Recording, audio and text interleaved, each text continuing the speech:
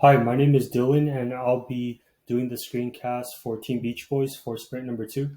You can see that in our backlog, we do not have any more user stories available. As we move on to the sprint two tab and look at the burn down chart, you can see that throughout the entirety of the sprint, we worked at a consistent pace and we were able to finish 90% of the sprint. The remaining 10% of the missing sprint was due to a single task, number 62, which we had issues with displaying the students. For user story number 57, this was to create a login screen when running the app, and this was done by Tim. You can see that a login screen is displayed and it prompts the user to enter their username and their password. For user story number 54, this was to create the owners tab, and this was done by Josh. You can see that the owners tab was created with a new UI and the title. For user story number 56, this was to create a sessions tab, and this was done by Dylan. You can see that a new UI icon for the sessions tab is created as well as the title. For user story number 55, this was to create the students tab, and this was done by David.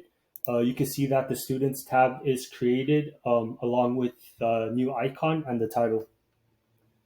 For user story number 53, this was to create the back end for the schedules class, and this was done by Josh.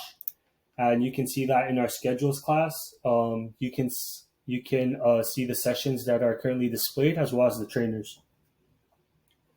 For user story number 52, this was to create the back end for the student class, and this was done by David. And you can see that from our unit tests, all of the unit tests pass.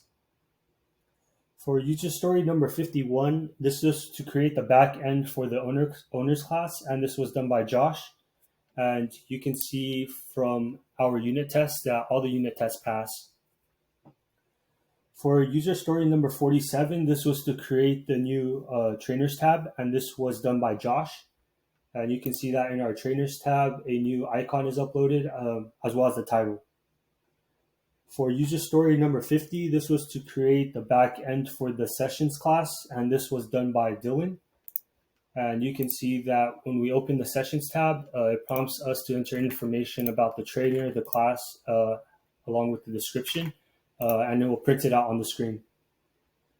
For user story number 49, this was to create a new schedules tab, and this was done by Tim. You can see that there's a new UI icon for the schedules tab as well as the title. For user story number 48, this was to create the back end for the trainers class, and this was done by Tim. And you can see that from our unit tests, all the tests pass.